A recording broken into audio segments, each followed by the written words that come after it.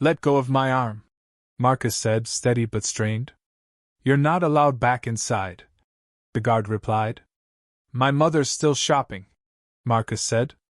Call her. The mall's air conditioning hummed like it always did, low, constant, indifferent. Shoppers slowed, then stopped. A circle formed without anyone meaning to make one. Phones rose, not all at once, but enough to change the temperature of the moment. Marcus Reed was 16. Tall. Quiet.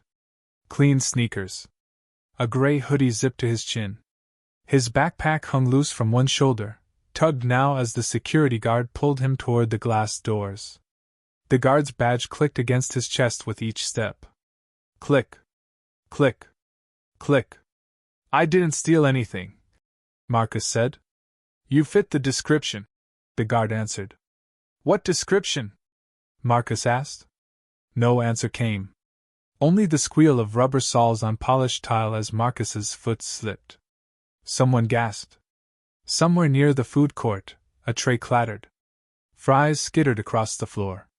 Sir, please, Marcus said, louder now. Please stop. The guard tightened his grip. Not violent. Not dramatic. Just firm enough to make a point. The kind of grip meant to end conversations. A woman with a stroller whispered, That's a kid. A man in a ball cap muttered, Here we go again. Another voice said, Someone should record this. Marcus's heart thudded so hard he could feel it in his throat. He looked around, searching faces for something, help, recognition, mercy. He spotted a jewelry kiosk's mirrored panel and caught his own reflection. Wide eyes, jaw set, trying not to shake. There's one thing I haven't told you yet, Marcus said, his voice dropping. You should let me. Outside, the guard interrupted. The automatic doors whooshed open. Cold December air rushed in. A bell chimed, cheerful and wrong. The guard guided Marcus across the threshold as if escorting luggage. That's when Marcus's backpack strap snapped. The bag hit the ground. Papers spilled, loose-leaf notes, a folded envelope, a laminated card that slid face up across the tile and stopped at the guard's boot. The guard glanced down. Froze. For half a second, nothing moved. Not the guard. Not Marcus. Not the onlookers who had edged closer, close enough now to hear breathing. The AC hum filled the silence again, louder than before. What's that? Someone asked. The guard bent slightly, then straightened without touching the card. His hand loosened on Marcus's arm. The click of the badge stopped. Marcus swallowed. He knew what the card meant. He'd debated carrying it. He'd almost left it at home. This next part changes everything, Marcus said quietly. You should read it. The guard didn't answer. He didn't have to. His face had already changed, eyes narrowing, color draining, jaw tightening like he'd bitten into something hard. A phone camera zoomed in. A woman whispered a name. Another shopper said, Wait, what? The mall, moments ago so loud, seemed to hold its breath. Enjoying this? Tap subscribe for tomorrow's story. Marcus stood just inside the doors now, the December air curling around his ankles. The guard, his name tag read Paul Henderson, had stepped back as if an invisible line had appeared between them. The laminated card lay on the tile, still untouched. Pick up your things, Henderson said, voice flatter than before. Marcus knelt, hands steady, and gathered the papers. Algebra notes. A permission slip. The folded envelope stayed where it was, half open, the county seal visible. He slid the card back into his backpack last, careful, like it could cut him. A woman near the pretzel stand asked, What did that say? Henderson didn't look at her. This situation is under review, he said. Under review. Marcus had heard those words before. They usually meant wait. Or leave. Or both. He stood. The strap dangled uselessly. Henderson glanced at it, then away. Am I being banned? Marcus asked. Henderson hesitated. For now, no. For now? Marcus repeated. There's one thing I haven't told you yet, Henderson said, lowering his voice. Mall management called this in. I didn't start it. That landed harder than Marcus expected. It meant this wasn't a mistake. It was a decision. Across the concourse, the jewelry kiosk lights flickered. A mall announcement chimed about a holiday raffle. Normal life kept going, brushing past the moment like it didn't belong. Marcus's phone buzzed. Mom. He didn't answer. Not yet. My mother's in the shoe store, Marcus said. She'll be worried. Henderson nodded once. I'll walk you there. As they moved, whispers followed. Not cruel. Curious. Confused. A man murmured, What card? Someone else said, He's just a kid. A teenager filmed from behind a pillar, thumb shaking. Marcus kept his eyes forward. The smell of cinnamon rolls made his stomach twist. He counted steps, the way his counselor taught him. Breathe in 4. Out 6. At the shoe store, Denise Reed was arguing gently with a clerk about sizes. She turned, saw Marcus, saw Henderson, and her face changed. Marcus? She said. What happened? Henderson cleared his throat. Ma'am, there was a report. He didn't steal anything, Denise said, already certain. I didn't say he did, Henderson replied, too quickly. Marcus felt the old heat rise. The urge to explain everything. To pull out the envelope. To prove he belonged where he was standing. But here's what most people miss, Marcus thought. Proof didn't always end things. Sometimes it started them. Denise took Marcus's hands. Are you okay? I am, he said. I think. Henderson shifted his weight. Mall policy requires. Which policy? Denise asked. Calm. Surgical. Henderson faltered. The general safety policy. Denise nodded slowly. I'd like to speak with a manager. A pause. Then Henderson said, I'll call it in. As he stepped aside, Marcus noticed something he hadn't before, a woman in a blazer near the escalator, watching. Not filming. Not whispering. Just watching, like she was counting exits. Marcus leaned close to his mother. There's something in my bag, he whispered. If they ask? Denise squeezed his hand. I trust you. The woman in the blazer moved. Straight toward them. If you want the full truth, hit like so this story reaches more people. The woman stopped in front of Henderson. Paul, she said evenly. I need a word. Henderson stiffened. Yes, ma'am. Marcus didn't know her name.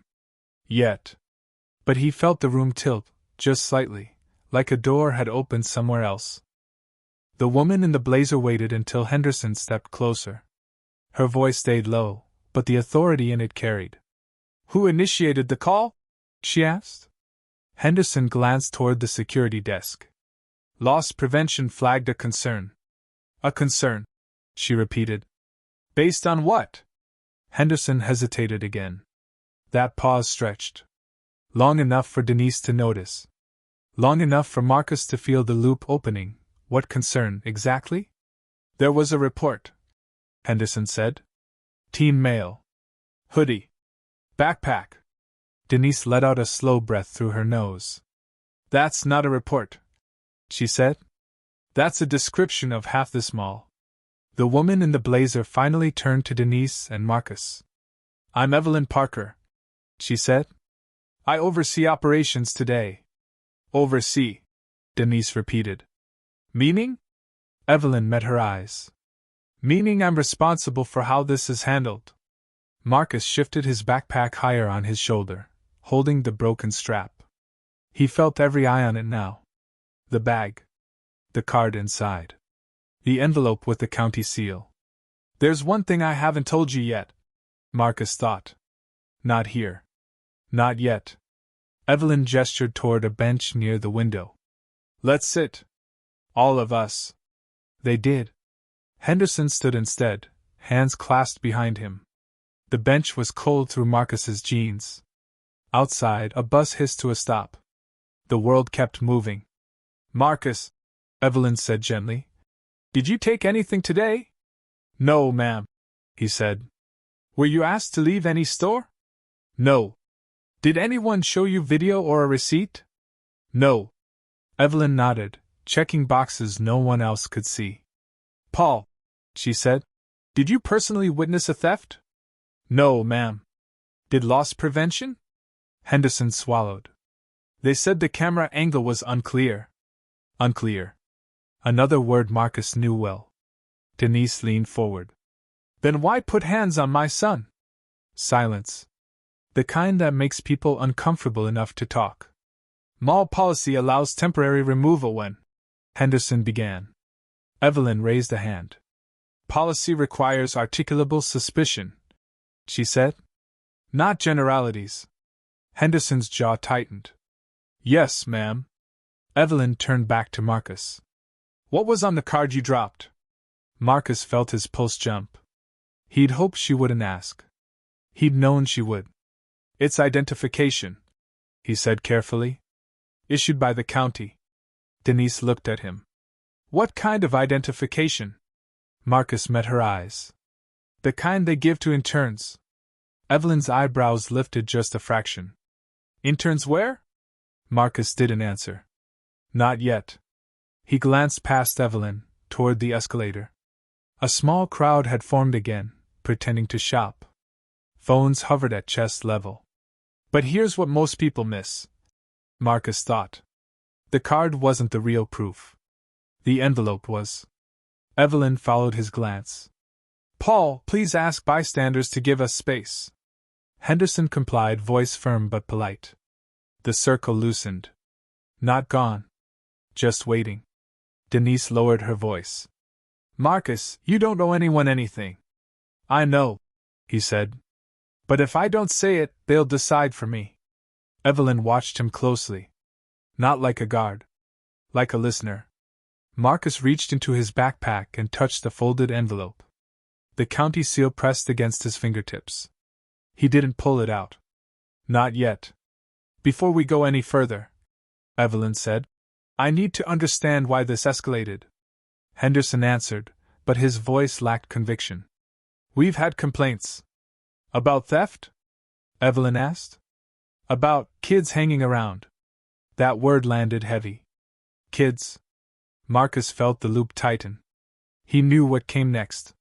He also knew it couldn't stay unspoken forever. Denise straightened. My son is not a complaint. Evelyn nodded. Agreed. She looked at Marcus. If there's something you think changes this, now would be the time. Marcus closed his eyes for half a second. Then he opened them.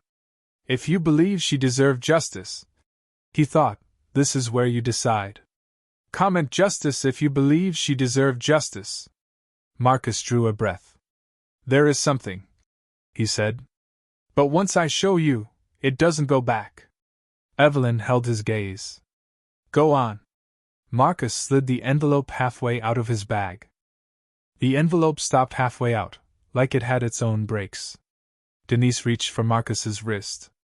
Not to stop him. To steady him.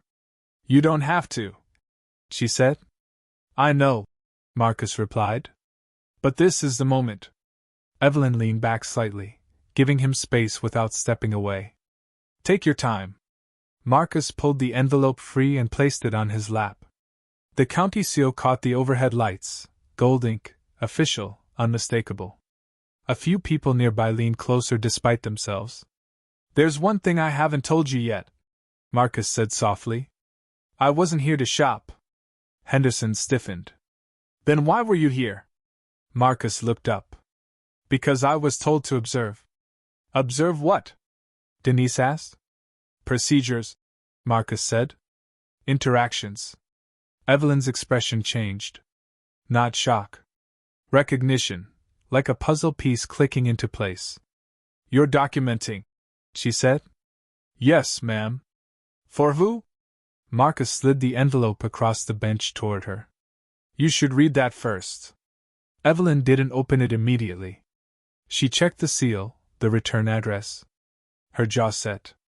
She broke it carefully, scanned the first page, then the second. The air felt heavier. Even the mall music seemed to fade.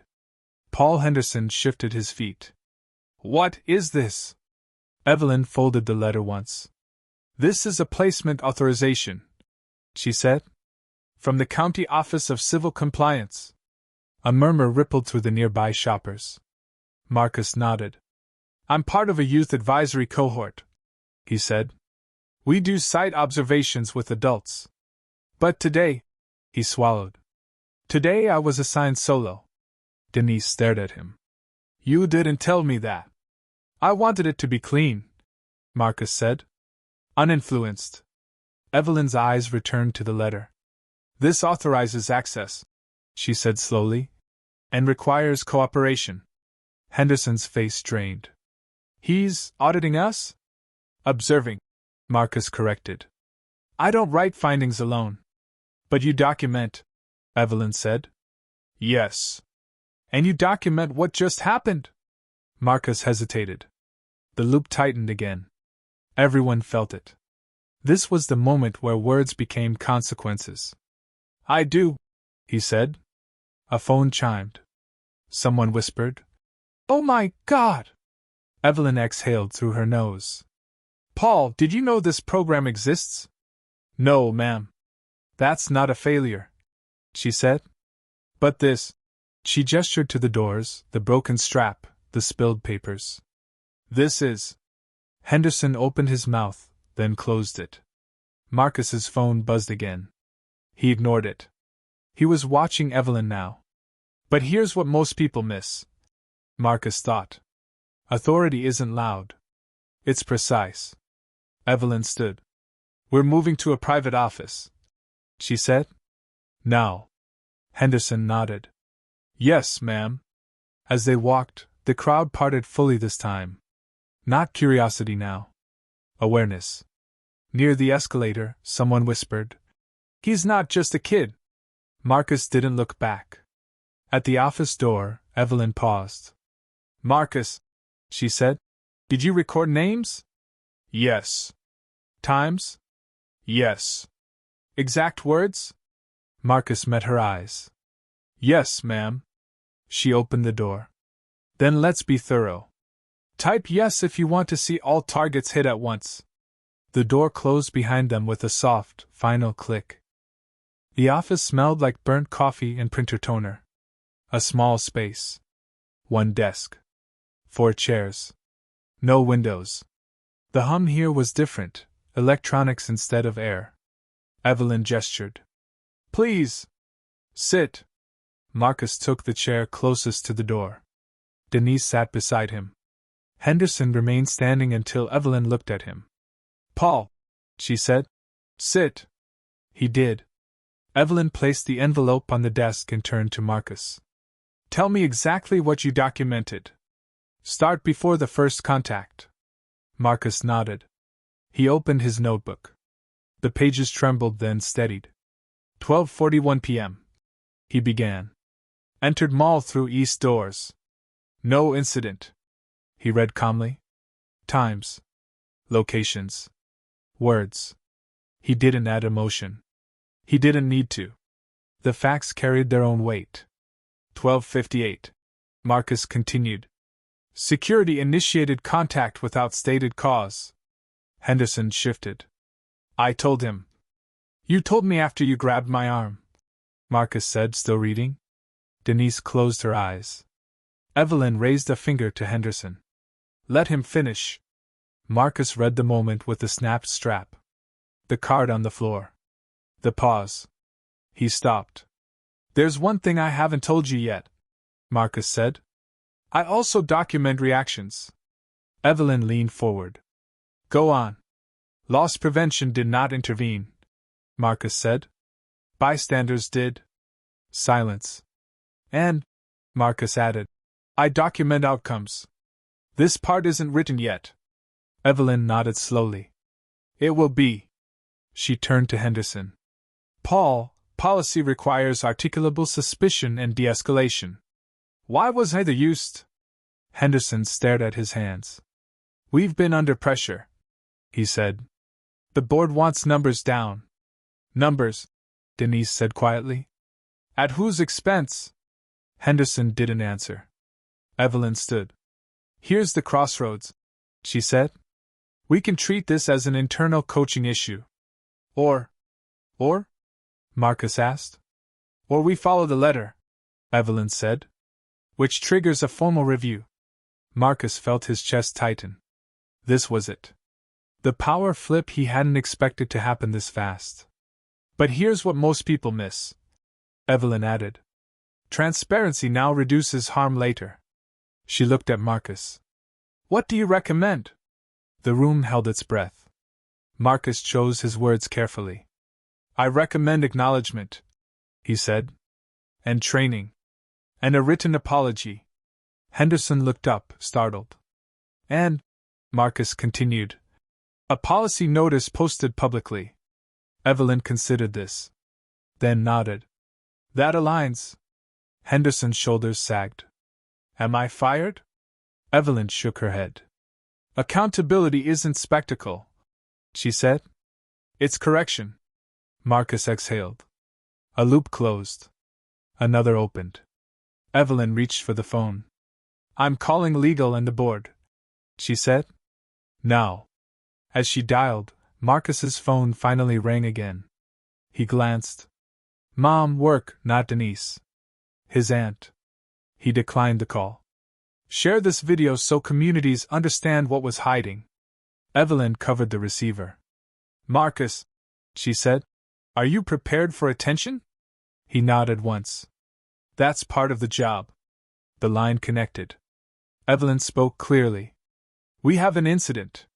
Marcus closed his notebook. Evelyn ended the call and set the phone face down, as if placing a weight on the desk.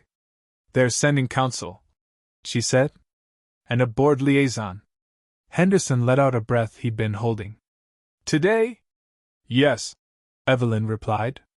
Within the hour. Marcus blinked. He'd expected review. Paperwork. Weeks. Not this. This next part changes everything, he thought. Speed is the signal. Denise leaned closer to him. Are you okay? I am, Marcus said. And this time, he meant it. Evelyn turned the envelope toward Henderson. Paul, there's an addendum you didn't see. Henderson frowned. An addendum? Evelyn opened the letter again and tapped the second page. This cohort isn't just observational, she said. It's corrective. Marcus watched Henderson read. The man's brow furrowed, then smoothed into something like understanding. What does corrective mean? Henderson asked. It means, Evelyn said, documented incidents trigger immediate policy checks. On-site. Henderson swallowed. So this isn't just about me. No, Marcus said gently. It's about systems. A knock sounded at the door. 3 quick taps. Not tentative. Evelyn opened it to a woman in a navy coat, hair pulled back, eyes sharp. Laura Mitchell, she said. County Council. Behind her stood a man with a tablet and a pin on his lapel. Robert Hale, he added. Board liaison. The room felt smaller. Laura's gaze went straight to Marcus. You're the observer. Yes, ma'am. And you're 16, Robert said, checking his tablet. Yes, sir. Laura nodded. Good. Then you fall under youth protections as well. Denise stiffened. Protections? Laura met her eyes. Yes. Including how he's handled during incidents. Henderson shifted again. I didn't know. Laura raised a hand. We're not here for speeches. She turned to Evelyn. Walk us through it. Evelyn did. Cleanly. No drama. Times. Actions. Deviations. Marcus noticed something then. Laura wasn't surprised. Not really. But here's what most people miss. Marcus realized. This wasn't the first mall. Laura closed her folder. This triggers Section 12, she said. Robert looked up. Immediate suspension of discretionary stops. Evelyn nodded. Across all properties? Across all properties, Robert confirmed. Henderson's eyes widened. All? Yes, Laura said. Pending retraining. The hum of the office seemed to change pitch. Marcus felt the weight of it settle, not triumph, but gravity. Evelyn turned to Marcus. Your recommendation included a public notice. Yes, he said. Visibility matters. Laura considered. We can draft language today. And, Marcus added, I'd like to add a parent advisory. Denise squeezed his hand. Robert typed quickly. Approved. Henderson cleared his throat. What happens to me? Laura answered, measured. You're placed on administrative review with coaching. You'll also issue a written apology. Henderson nodded. I will. Marcus looked at him. I'll document that too. Henderson met his eyes. You should. Another loop closed. Laura stood. We'll need statements. Evelyn gestured to Marcus. He's already written one. Laura smiled, just a little. Of course he has. Marcus opened his notebook again. Outside, the mall noise crept back under the door. Life resuming, unaware of the shift it had just felt. This isn't over, Evelyn said quietly. Marcus nodded. It never is. The apology came faster than Marcus expected. Paul Henderson stood near the east doors, hands clasped, shoulders squared the way people do when they decide to be seen. A small table had been set up. A printed notice lay beside a clipboard.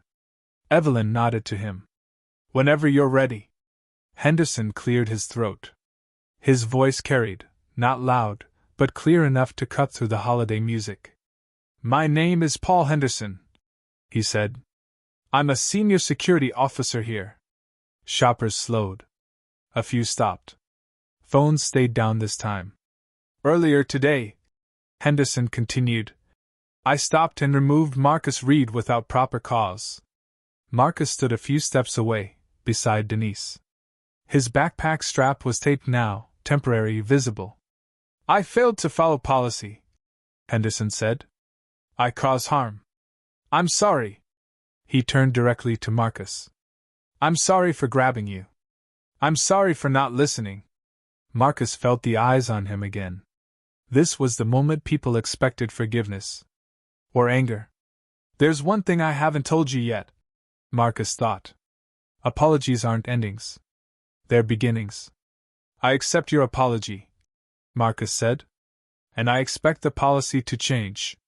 Henderson nodded. It is changing. Evelyn stepped forward and taped the notice to the glass. Large font. Plain language. Temporary suspension of discretionary stops. Retraining in progress. Questions welcome. A murmur moved through the crowd. Not outrage. Something steadier. Laura Mitchell watched from the side, arms crossed, satisfied but alert. Robert Hale typed again, already sending updates. Denise exhaled for what felt like the first time all day. But here's what most people miss, Marcus realized.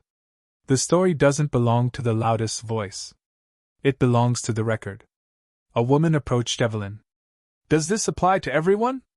Yes, Evelyn said. Especially those who were affected before. Another man asked. Who decided this? Evelyn gestured to Marcus. He documented it. Phones rose again, but this time, they framed the notice, not Marcus's face. Marcus felt his phone buzz. A message from the cohort supervisor, proud of you. Stay grounded. He typed back, still here. Still writing. Paul Henderson stepped aside, making room at the doors. He caught Marcus's eye and nodded once. Not gratitude. Respect. The mall doors opened and closed. People moved. The hum returned to normal. This isn't the end, Denise whispered. Marcus nodded. It's the hinge. Evelyn turned to him. There will be questions, she said. From media. Marcus shook his head. I don't do interviews. Laura smiled. Good answer. Marcus looked at the taped strap on his backpack. Temporary fixes mattered. Permanent ones mattered more. He opened his notebook and wrote the time. 2:17 p.m. Outcome initiated. Another loop closed. But outside, A small group gathered near the bench where it had started. Someone pointed at the doors. Someone else shook their head. The ripple was moving. By evening, the ripple had reached places Marcus couldn't see. Inside the small office again, Evelyn paced with her phone pressed to her ear.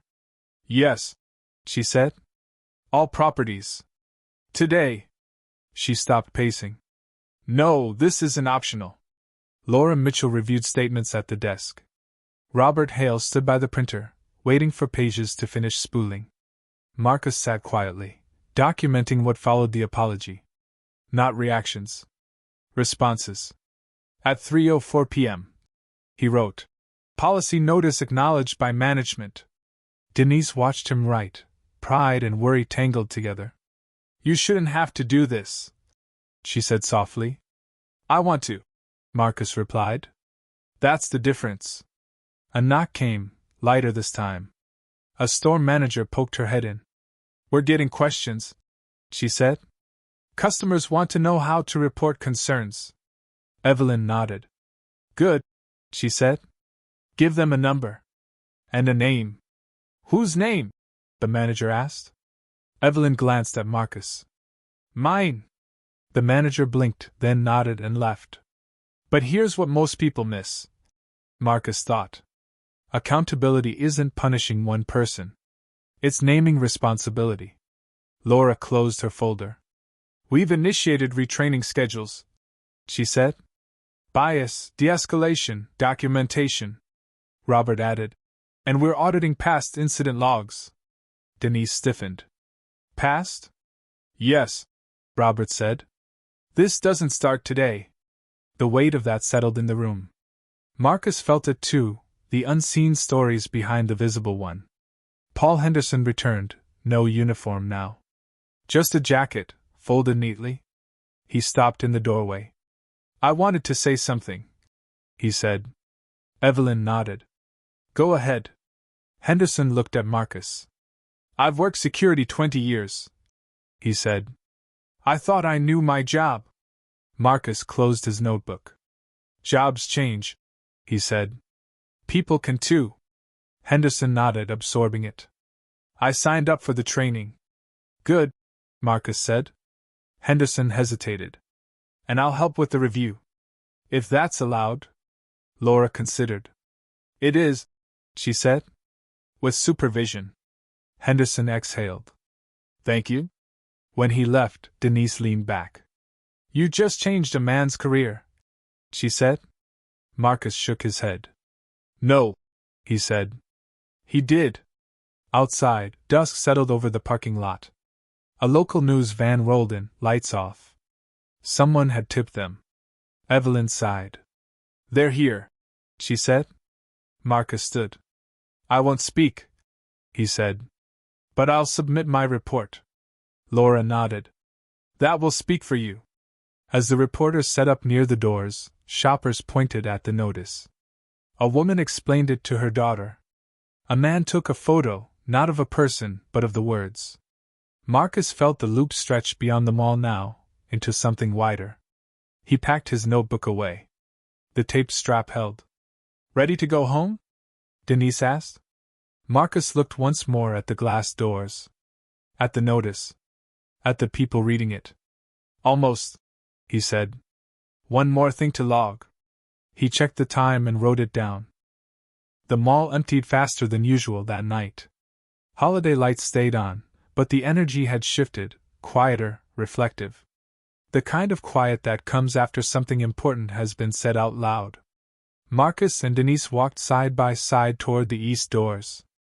The glass reflected them back, mother and son, moving in sync.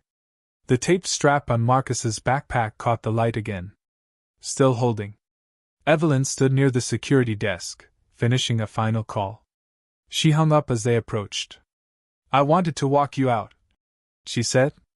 That's not necessary, Denise replied. I know, Evelyn said. It matters anyway. They stopped just inside the doors. Outside, the sky was deep blue, the parking lot lights buzzing softly. There's one thing I haven't told you yet, Evelyn said, turning to Marcus. This program you're in, it's expanding. Marcus raised an eyebrow. Because of today? Accelerated by today, Evelyn corrected. Your report triggered interest at the county level. Marcus absorbed that. Not excitement. Responsibility. I don't want to be a symbol, he said. Evelyn nodded. Good. Symbols fade. Records last. Denise smiled faintly. You hear that? She said. All those notes. Marcus smiled back. I do. Evelyn reached into her pocket and pulled out a small card, not laminated. Plain. This is my direct line, she said to Denise. If anything like this ever happens again. Denise took it. Thank you. They stood there for a moment longer. The automatic doors opened and closed as late shoppers passed, unaware of how close the day had come to ending differently. But here's what most people miss, Marcus thought. Resolution isn't silence. It's understanding. Denise turned to him. You hungry? Marcus laughed softly. Starving. They stepped outside. The cold air bit, sharp and clean. Denise unlocked the car. Marcus slid into the passenger seat, backpack on his lap. As they pulled away, Marcus looked back once more. The notice was still visible through the glass, taped straight, readable. He opened his notebook and wrote the final line for the day. Outcome observed. Departed without incident. Denise glanced over. You done? For today, Marcus said. The car merged into traffic. The mall receded into the dark, still humming, still learning. Another loop closed. 3 months later. The east doors slid open with the same soft whoosh, but the sound meant something different now. Marcus Reed adjusted the strap on his backpack, new this time, stitched, reinforced. The laminated card was still inside, but it stayed hidden. He didn't need it today. A large poster stood just beyond the doors. Plain language. Clear steps. How to ask for help. How to file a concern. What to expect next. Marcus paused, reading it the way he always did, slowly, checking for gaps. Denise waited a few steps behind him, pretending to scroll her phone. She watched him the way parents do when they're learning how to let go. Near the security desk, Paul Henderson was demonstrating something to 2 new hires. Not posture. Not authority. Distance. Hands visible. Voice low. Marcus noted it without writing it down. Evelyn Parker crossed the concourse, clipboard under her arm. She caught Marcus's eye and nodded once. No ceremony. No spotlight. There's one thing I haven't told you yet, Marcus thought. This place feels different. A woman approached the desk with a question. She wasn't afraid. She wasn't rushed. She was listened to. Marcus smiled, small, private. He and Denise walked toward the shoe store. The same one. The clerk recognized them. Hey, the clerk said. Your size came in. Marcus tried them on. They fit. As they paid, Denise leaned over. Still writing everything down? Marcus tapped his pocket. Not everything, he said. Just what matters. Outside, winter sun spilled across the parking lot. Denise unlocked the car. Marcus paused, looking back through the glass. The poster stood straight. The desk was calm. The doors opened and closed, letting people in and out without judgment. If this shocked you, comment froze below. Marcus got in the car. Denise started the engine. They pulled away, leaving the mall behind, not changed forever, but changed enough to matter. And sometimes that's how it starts. Yendi, thanks for watching.